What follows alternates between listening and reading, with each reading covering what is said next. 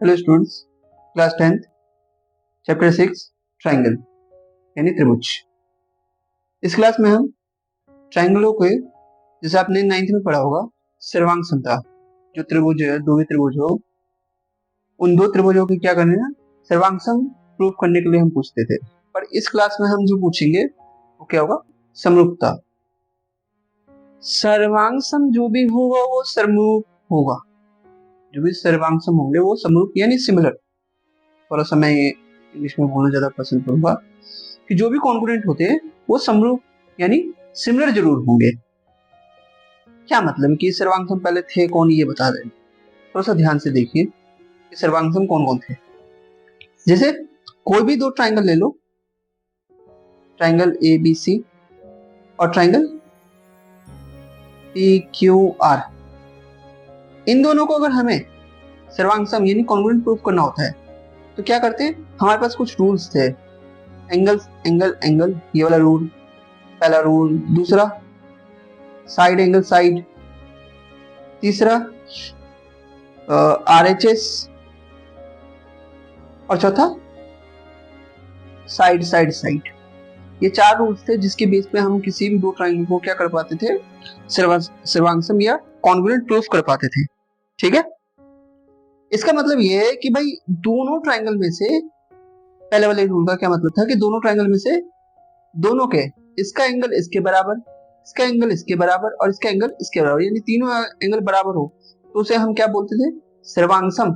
यानी बिल्कुल सेम, जैसे कि दो ट्राइंगल एक दूसरे की क्या होगी, फोटोकॉपी होगी, साइज में भी सेम और दिखने में भी सेम। ठीक है, पर सिमिलर थोड़ा सा कंसेप्ट अलग है। सिमिलर का थोड़ा सा कंसेप्ट अलग है, उसके कुछ रूल्स भी होते हैं, उसे हम आगे देखेंगे। पहले ध्यान से देखो सिमिलर होते कौन कौन से। इनके साइज मैटर नहीं करते, बस ये दिखने में सेम से होने चाहिए। कि कोई छोटा कोई बड़ा हो दिक्कत नहीं, कुछ रूल्स हैं वो मैं आपको पहले बता ही देता हूं।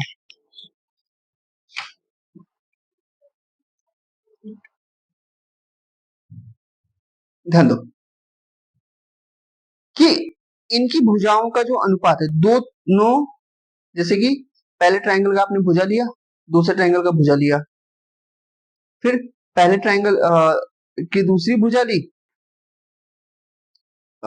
इसे ए डैश कर देते हैं, दूसरे उसी ट्राइंगल की दूसरी भुजा ली। इनका जो भुजाओं का अनुपात है, या फिर मैं कहूं साइड का जो रेशियो है, वो इक्वल होना चाहिए। ठीक है, साथ ही साथ इनके जस्ट जो संगत कोण होते हैं वो भी बराबर होते हैं। आगे जैसे ही आप बढ़ोगे आपको मैं समझाऊंगा कि किस तरीके से ये समरूप होते हैं। रूल्स, ये दोनों रूल्स है, अभी थोड़ा और समझ में आता हूँ। ध्यान से देखिए कि इन दोनों ट्राइंगलों में आपको देखने में साफ साफ दिख रहा है कि ये इस वाले का एंगल इसके बराबर कर दूं, इस वाले का एंगल इसके बराबर कर दूं और इस वाले का एंगल इसके बराबर कर दूं, ये डैश रख लो, ABC ये हो जाएगा। अगर एंगल्स बराबर हो जाए और साइडों का अनुपात क्या जाए, बराबर आ जाए एक दूसरे के, तो ये हमारे समरूप होंगे। ये सर्वांग सम हो ना हो अलग बात, बट समरूप जरूर होंगे अगर एंगल्स क्या हो जाए, बराबर, और भुजाओं का जो अनुपात हो वो कैसा हो, एक दूसरे के बराबर हो। सर्वांग सम होने के लिए भाई सब कुछ सेम, साइज भी सेम होना चाहिए, तो ये सर्वांग सम नहीं होगा। इस केस में देखो 3 और 1.5 आधा करोगे, 3 को 1.5 से डिवाइड दोगे तुम तो आधा होता है, 1/2 होता है। ठीक है, 1.5 का मतलब 3 का आधा होता है, तो 3 को 1.5 से डिवाइड दोगे, आगे भी 3 को 1.5 से डिवाइड दोगे, फिर ये भी 3 को 1.5 से डिवाइड दोगे, तो ये तीनों ही बराबर है, यानी इनके क्या है, भुजाओं का अनुपात तो बराबर है। पर एंगल देखो इसमें 90 डिग्री साफ साफ दिखा रखा, इसमें 90 डिग्री साफ साफ नहीं दिखा रखा। इसके हिसाब से हम क्या कहेंगे, ये कि ये समरूप नहीं है। क्यों? क्योंकि एंगल बराबर नहीं है और सर्वांग सम भी नहीं है। सर्वांग सम होने के लिए तो इसके भी एंगल बराबर होने चाहिए थे। इस वाले केस में देखो साफ साफ दिख रहा है कि साइड बराबर में देखो 3 3 3 3 और एंगल भी बराबर, और साइड और एंगल दोनों बराबर तो ये समरूप होंगे और साथ में क्या होंगे, सर्वांग सम भी होंगे। क्यों? साइड और एंगल दोनों बराबर है। ठीक है, उम्मीद है आप लोग को समझ में आ रहा हो। आगे देखिए, मैंने यहाँ पे कुछ एग्जाम्पल लिया हूं जैसे कि आप ये समझ पाओ कि सिमिलर कौन कौन है। देखो जैसे कि इसमें अगर हम देखें, इस वाले के, पहले वाले के लिए कि ए बी, और इसका देखो जैसे इसका मैंने नीचे लिया तो इसका भी नीचे कर लो बाई पी क्यू, करे तो ए बी का 3 और पी क्यू का कितना है साइड पर 3.5। सेम होगा जैसे बी सी लेने पे और इसका क्यू आर, ध्यान से देखिए बीसी का भी 3 है और क्यू आर का भी कितना है 3.5, सेम ही सेम चल रहा है। Similar C D by R S and same for D A by S P, कि ऊपर वाला जो है इसी ट्रायंगल का लिया मैंने और नीचे वाले इस ट्रायंगल का लिया, तो जो इनके रेशियो आ रहे सब कितने आ रहे 3/3.5 यानी 3.5 आ रहा है। और एंगल भी देखोगे तो 90 डिग्री का एंगल बन रहा है, ध्यान से देखो, तो एंगल भी बराबर, यानी ये दोनों एक दूसरे के क्या हुए सिमिलर हुए। सिमिलर का साइन कैसे होता है, वैसे ये तो चतुर्भुज है, तो चतुर्भुज A B C D similar है चतुर्भुज P Q R and S के। दिख रहा है, उम्मीद है दिख रहा है। आगे देखो सेम चीज इसमें भी देखो, किस वाले क्वेश्चन में भी सेम चीज है कि अगर हम A B by P Q ले तो ये 1.5/3, डेढ़ ऊपर लिखा है 3 नीचे लिखा है, साफ साफ पता है ये इसका आंसर कितना आता है 1/2 आएगा।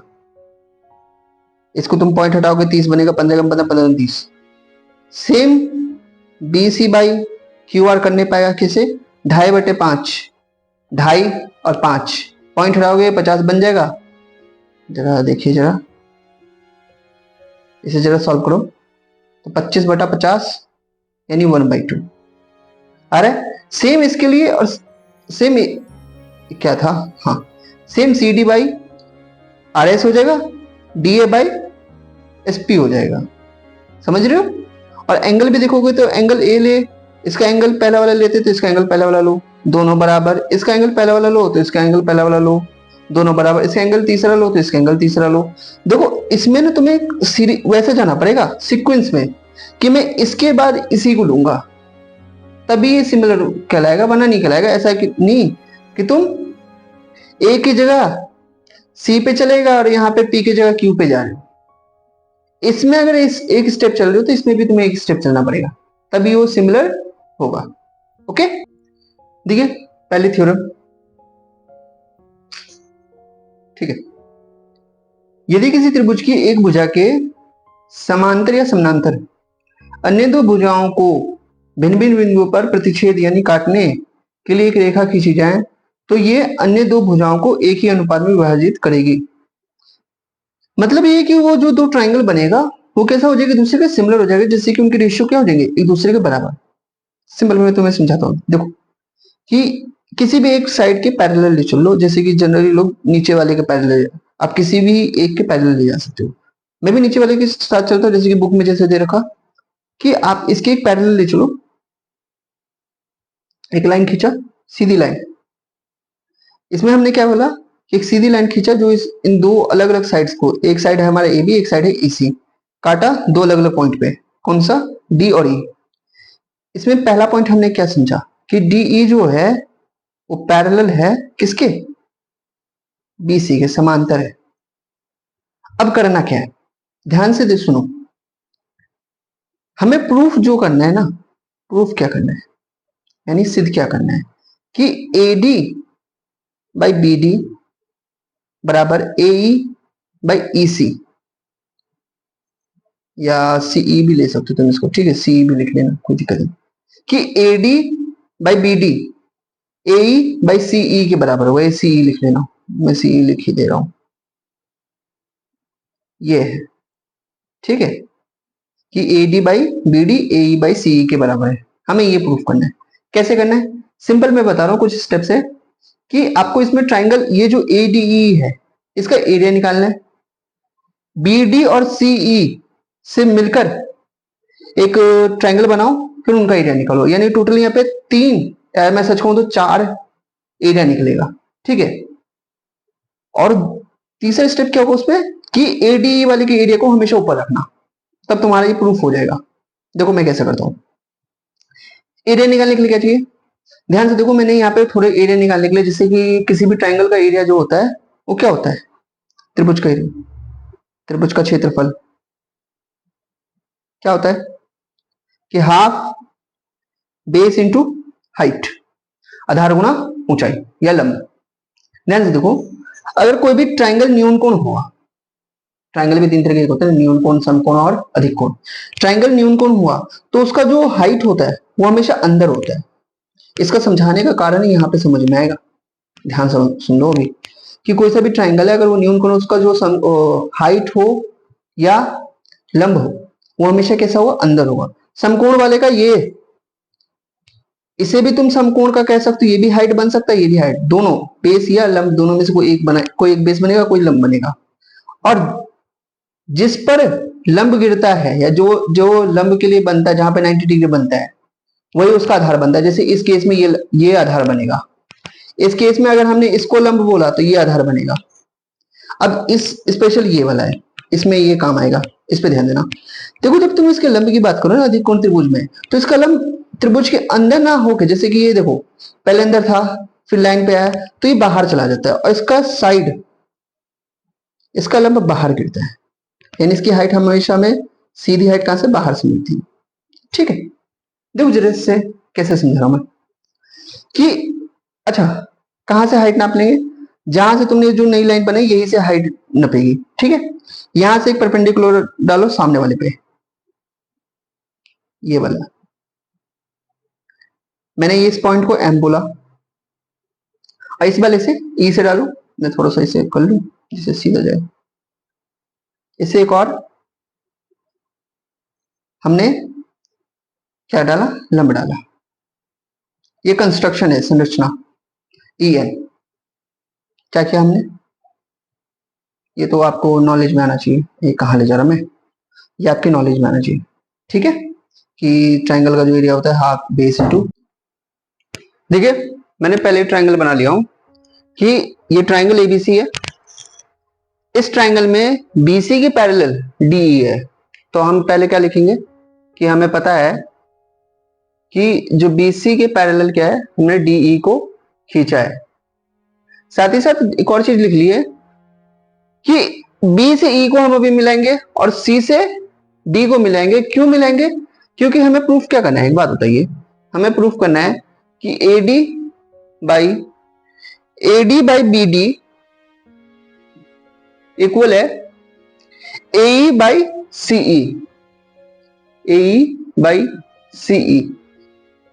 इस चीज को ऐसे याद रखें ना कि इसको कैसे हम प्रूफ करेंगे कि एडी से बना हुआ एक ट्राइंगल का एरिया हम निकालेंगे, ए से बना हुआ एक ट्राइंगल का एरिया निकालेंगे, बीडी से बना हुआ एक ट्राइंगल का एरिया निकालेंगे, और सीई से बना हुआ एक ट्राइंगल का एरिया निकालेंगे। एडी वाले ट्राइंगल के एरिया को हम ऊपर रखेंगे, ए वाले ट्राइंगल के एरिया को ऊपर रखेंगे, बीडी वाले को नीचे और सीई वाले को नीचे। मैं आपको करके दिखाता हूं, देखिए कि ये हमें प्रूफ करना है, क्या करना है, प्रूफ करना है। ठीक, ध्यान दीजिए, जब बेस एडी हो, ये सारे बेस होने चाहिए, ठीक है, और इसमें आपको ये पता होना चाहिए, साथ ही साथ मैं यहाँ पे ये भी लिख देता हूं कि जो डीएम है, यही लिखिए दूसरे पॉइंट में, कि डीएम जो है वो किस पे परपेंडिकुलर है, एई पे, और जो ईएन है वो किस पे परपेंडिकुलर है, एडी पे। सिंपल कहूं तो डीएम को हमने एई पे लंब डाला है और ईएन को हमने एडी पर लंब डाला है। ऐसे समझिए हमने एरिया निकालने के लिए ना हम ये कर रहे हैं, एरिया में ट्राइंगल का एरिया जस्ट अभी मैंने बताया था, या आप याद रख सकते हो कि अगर हम त्रिभुज का क्षेत्रफल की बात करें, ट्राइंगल का एरिया, तो वो और कुछ नहीं होता, वो होता है हाफ बेस इंटू हाइट, या सिंपल कहूं आधार गुना ऊंचाई।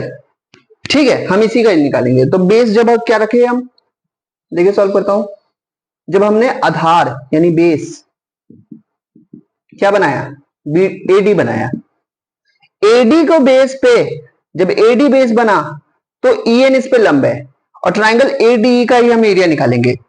एडी के बेस पे ईएन परपेंडिकुलर है, ट्राइंगल एडीई का दो बार एरिया निकालेंगे, देखना कैसे निकालते हैं। एक बार बेस हमने एडी लेके किया तो एरिया ऑफ ट्राइंगल एडीई क्या होगा, हाफ, अभी आपने बेस एडी बोला और एडी पे परपेंडिकुलर क्या पड़ रहा है बच्चे, ईएन पड़ रहा है,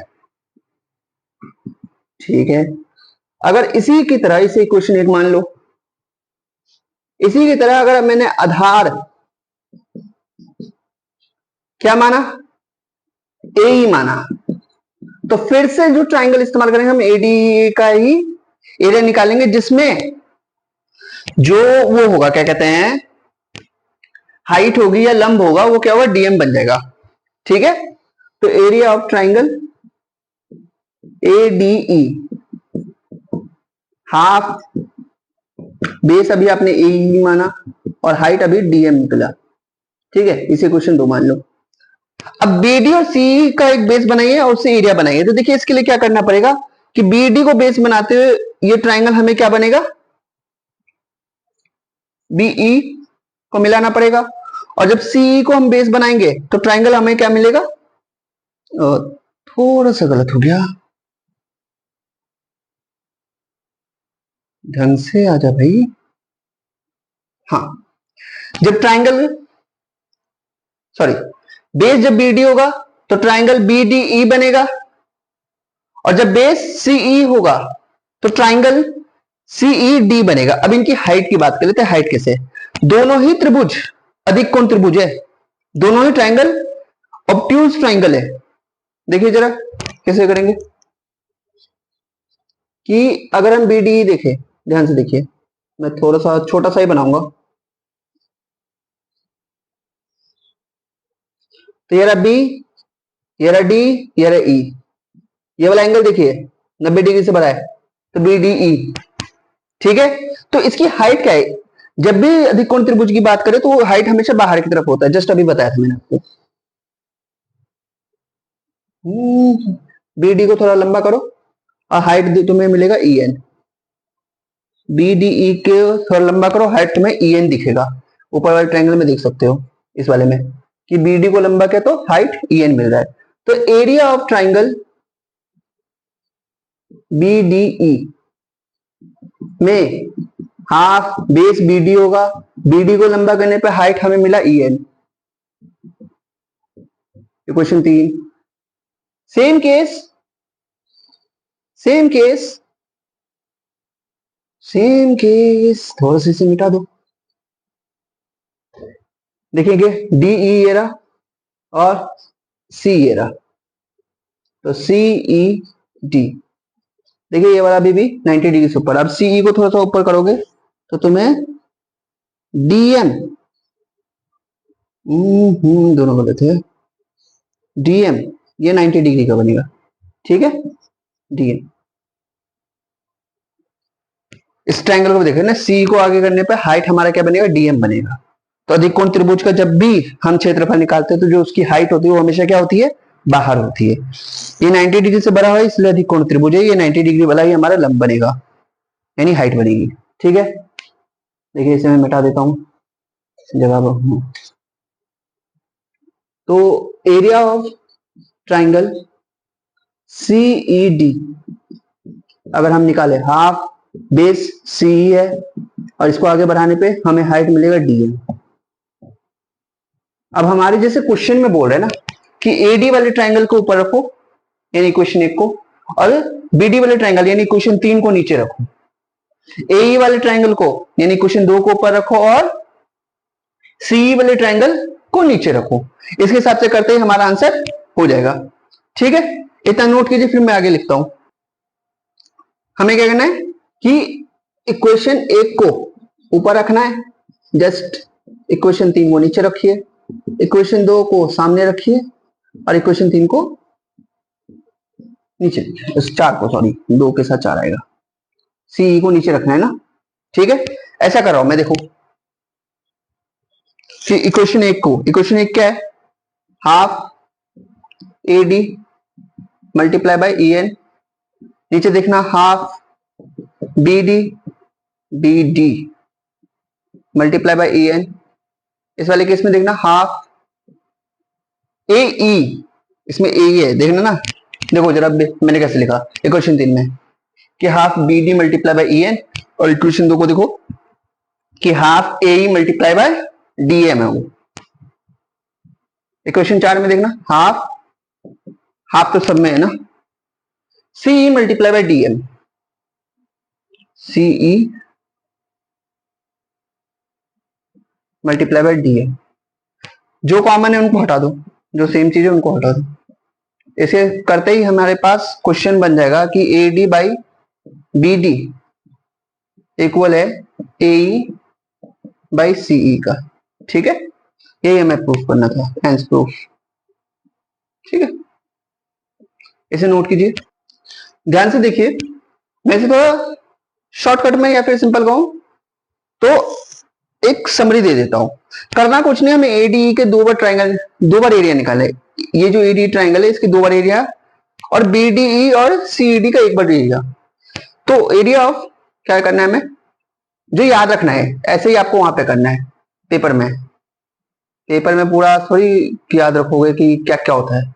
बनाओ कि इसको 2 बार लिखे, 2 बार लिखे, इसके नीचे 1 बार बीडीई का एरिया निकाल लो और 1 बार सीईडी का एरिया निकालो, ट्राइंगल लिख लेना। ठीक है, अब क्या करना है, इसमें बेस एडी ले लेना, इसमें बेस ए ले लेना। एक बार बेस इसको ले लो, इस साइड वाले को, एक बार बेस इस साइड वाले को ले लो, और इस पे पढ़ते ही इसको बेस लेते ही ई एन इसका क्या बन जाएगा, हाइट बन जाएगा। इसको लेते ही डीएम इसकी हाइट बन जाएगी, सिंपल। अब बीडी का जो सामने वाला यानी ई एन उसका हाइट है, और सी के जो सामने वाला डीएम उसकी हाइट है। ठीक है, क्या कह रहा मैं, ये कह रहा मैं कि एडी को एक बार लेते ही एडी पे जो पड़ रहा है वो ई एन है।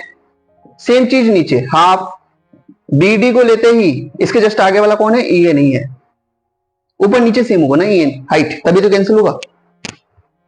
सेम चीज हाफ ए को क्या करेंगे हम, इसमें हाइट लेंगे, ए पे क्या पड़ रहा है, डीएम पड़ रहा है, तो सिमिलर हाफ, इसमें बेस किसको लोगे, सी को लोगे, इसके जस्ट सामने कौन है, डीएम है।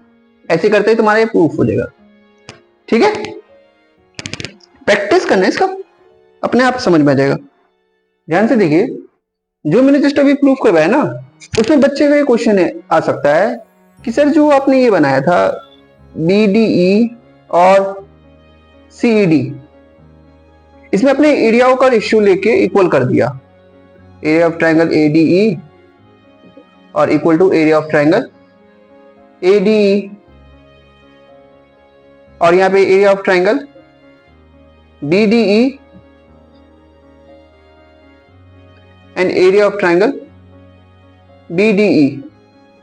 आपने इक्वल किया कैसे, क्वेश्चन ये आ सकता है कि हम इक्वल सेम चीजों का तो कर सकते हैं, पर हमें ये थोड़ी पता कि इनका जो एरिया है, इस दोनों का एरिया और इस दोनों का एरिया बराबर है। कैसे कि एरिया बराबर कैसे, ये बताइए। तो देखिए कैसे बराबर है, दोनों में एडी का एरिया आ रहा है, ये बात तो क्लियर है। भले ही बेस अलग है लेकिन ट्राइंगल तो सेम है ना, बेस अलग है लेकिन ट्राइंगल सेम है। और सेम चीज का एरिया चाहे आप 1 बार निकालो, 2 बार निकालो, 1000 बार निकालो, मतलब नहीं बनता। अब किसी तरीके से मैं ये प्रूफ कर दूं, ये क्या लिख दिया मैंने, सी ई डी है नहीं है, कितनी गलती करूंगा मैं। तो मैं क्या कह रहा था, मैं ये कह रहा था कि अगर किसी तरह से मैं ये प्रूफ कर दूं कि एरिया ऑफ ट्राइंगल बीडीई और एरिया ऑफ ट्राइंगल सीईडी है, ये दोनों बराबर है, तो ये जो लिखा हुआ है ये सही हो जाएगा। ठीक है, कैसे बराबर करेंगे, सिंपल है, इन दोनों को सर्वांग प्रूफ कर दो, कॉन्ग्रुएंट प्रूफ कर दो। कॉन्ग्रुएंट का या सर्वांग सम का ये मतलब है बच्चे कि दोनों सेम ही चीज है। कॉन्ग्रुएंट या ट्राइंगल का, कॉन्ग्रुएंट या सर्वांग सम का ये मतलब है कि दोनों त्रिभुज जो है वो क्या है, सेम ही है, एक ही है। तो देखिए कैसे प्रूफ करेंगे, हमें ये पता है कि ये दोनों एक दूसरे के पैरेलल है, इसका इस्तेमाल करूंगा मैं। देखना, देखिए हमें प्रूफ क्या करना है कि ट्राइंगल बीडीई और ट्राइंगल सीईडी के आपस में सर्वांग सम यानी कॉन्ग्रुएंट है। ध्यान से देखिए, इसमें हम इसकी प्रॉपर्टी इस्तेमाल करेंगे। समांतर चतुर्भुज के विकर्ण आपस में कैसे होते हैं, एक तो बराबर होते हैं और एक दूसरे को क्या करते हैं, समद्विभाजित करते हैं, यानी इक्वली डिवाइड करते हैं। क्या मतलब होता है इसका, मैं आपको समझाने की थोड़ी कोशिश करता हूं। बराबर का मतलब है कि जो बीई है वो बराबर होगा सी डी के, और यहाँ पे पॉइंट मान लो ये पॉइंट कोई ओ है। अब देखो यहाँ पे भले मैंने इक्वली पे नहीं काटा, आपको इक्वल ना दिख रहा हो, बट होगा क्या कि ये इसके बराबर है, हो जाएगा, और ये जो है ये इसके बराबर हो जाएगा। क्या कहना चाह रहा हूं मैं ये कहना चाह रहा हूं कि बी ओ बराबर होगा ओ ई के, और सेम इसके लिए कि जो ओसी है वो ओडी के बराबर होगा। अब ध्यान से देखो, एक दूसरे के बराबर भी है और एक दूसरे को समद्विभाजित भी कर रहे हैं, यानी सिंपल कहना चाह रहा हूं मैं कि ये चारों ही आपस में बराबर होंगे और कुछ नहीं। ऐसे समझ सकते हो कि जो चार था ये भी चार ये भी चार, तो एक दूसरे को कितने में काटेंगे, दो दो में काटेंगे। तो ये भी दो हुआ, ये भी दो हुआ, ये भी दो, ये भी दो, इसका मतलब चारों आपस में कैसे होंगे, बराबर होंगे। ठीक है, इससे देखो यहां वाले से देखो क्या क्या समझ में आता है कि ट्राइंगल में एक तो डीई कॉमन है एक दूसरे दोनों में, ठीक है, उभयनिष्ठ क्या कॉमन, और समांतर चतुर्भुज होने की वजह से जो बीई होगा वो सी डी के बराबर होगा। और ध्यान से देखिए कि इसमें चारों पॉइंट्स एक दूसरे के बराबर है, और हम ट्राइंगल के इस वाले को देखो जरा कि यहां पे ये z बन रहा है यानी एक दूसरे के बराबर, और यहां पे ये z बन रहा है इसलिए एक दूसरे के बराबर होगा। आपको पता नहीं जो पैरेलल अगर दो लाइन होता है तो उसमें z वाली जो आकृति होती है उसकी वजह से वो क्या हो जाते हैं, एंगल्स आपस में बराबर हो जाते हैं। इससे मैं कहना क्या चाहता हूं, मैं कहना ये चाहता हूं कि ये इसके बराबर ये इसके बराबर है, यानी ओवरऑल आप देखोगे ये इसके बराबर ये इसके बराबर है, तो ये वाला एंगल किसके बराबर होगा बताओ, ये इसके बराबर होगा क्या, और ये वाला एंगल इसके बराबर।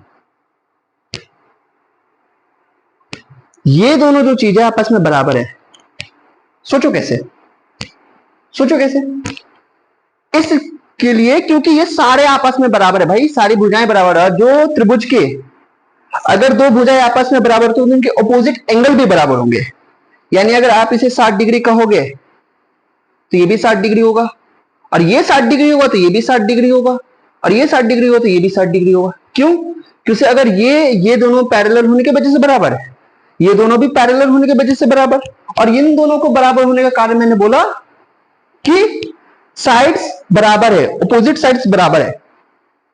अब मैं पूछ रहा हूं कि ये दोनों आपस में कैसे बराबर होंगे, या ये दोनों आपस में कैसे बराबर है, मैं ये कहना चाह रहा हूं कितना भी एंगल समझो, यहां पे कितना भी समझो ये इसके बराबर जाएगा, क्योंकि ओवरऑल यहाँ पे भी जेड आकृति की वजह से, जैसे कुछ मान लो यहाँ पे कितना 100 डिग्री समझ लो, तो 60 में से 100 40, इसे भी ये भी होगा 100 डिग्री होगा। ये भी समझ सकते हो कि टोटल इन दोनों का जो सम होता है वो 180 डिग्री होता है। एक तरीका ये भी समझ लो कि इसमें से जितना घटाओगे यहां पे आएगा, जितना घटाओगे यहां पे आएगा। तो मैं ओवरऑल ये कहना चाहता हूं कि अगर एंगल की हम बात करें, सारा चीज हटाओ, सिंपल समझो, एंगल की अगर हम बात करें तो सीईडी बराबर होगा एंगल बीडीई के। सिंपल ये कहना चाह रहा था मैं। अब चाहो तुम इसमें कोई सा भी कंसेप्ट लगाओ, लेकिन होगा यही। अब जनरली मैंने इसमें इतना टाइम लेके या इतना सारा समझाने की कोशिश करने से अच्छा है कि सिंपल बता देता मैं कि दो पैरेलल लाइंस के बीच में जो चतुर्भुज होते हैं, उन चतुर्भुजों के में बने हुए जो ट्राइंगल होते हैं उनके एरिया आपस में बराबर होते हैं। ये लॉ है, नियम है, आप 9th क्लास में देखोगे तो आपको मिल जाएगा। मैं वो भी बता देता, बट मैं चाह रहा था आपको पूरा कंसेप्ट बताने का, कोशिश किया हूं कि पूरा आपको समझाओ। ठीक है,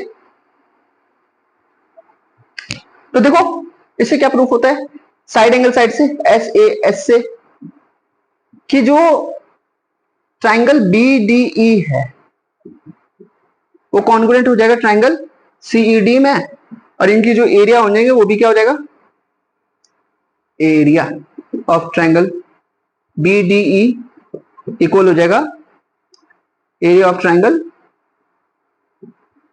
CED के। ठीक है, ये दोनों एंगल आपस में बराबर, इसलिए ये भी बराबर हुए। ओवरऑल ये दोनों एक दूसरे के बराबर। ठीक है, नोट करो। अब देखिए नीचे कुछ क्वेश्चन है, मैंने ले लिया कि भाई ये इसके पैरेलल दे रखा है, क्वेश्चन में देखना कि पैरेलल दे रखा है, तो क्या होगा, रेशियो बराबर होगा। ये एक अलग क्वेश्चन है, ये अलग क्वेश्चन है कि AD बाई BD बराबर होगा AE बाई CE के। ठीक है, वैल्यू डालो, अपने आप आ जाएगा। 1.5/3 बराबर है 1/CE, रखते इसको, इसको सॉल्व करो, देखो दुगना हो रहा है। इसे और अच्छा करोगे तो 1.5 का इससे करोगे 2 बार में जाता है, और यहां से CE की वैल्यू जो आएगी वो कितनी आएगी, 2 आएगी। CE की वैल्यू कितनी आएगी, 2 आएगी। सिंपल सॉल्व कर लोगे। इस वाले में देखो इसमें देखेंगे तो AD बाई BD करेंगे, वैल्यू रखते हैं सीधा। AD की वैल्यू निकालना है, BD की वैल्यू 7.2, और यहाँ पे 1.8 और 5.4, पॉइंट से पॉइंट कट रहा, 18 के पार में 54 3 बार में आता है। अब 72 उधर चला जाएगा, तो 72 को 54 से 3 से डिवाइड दोगे तो 24 के पहाड़े में आता है 3 बार में, 24 48 72। ठीक है, 2.4 आ जाएगा, 2.4। सिंपल है, वैल्यू रखो, क्रॉस मल्टीप्लाई करो, आंसर आ जाएगा। ठीक है।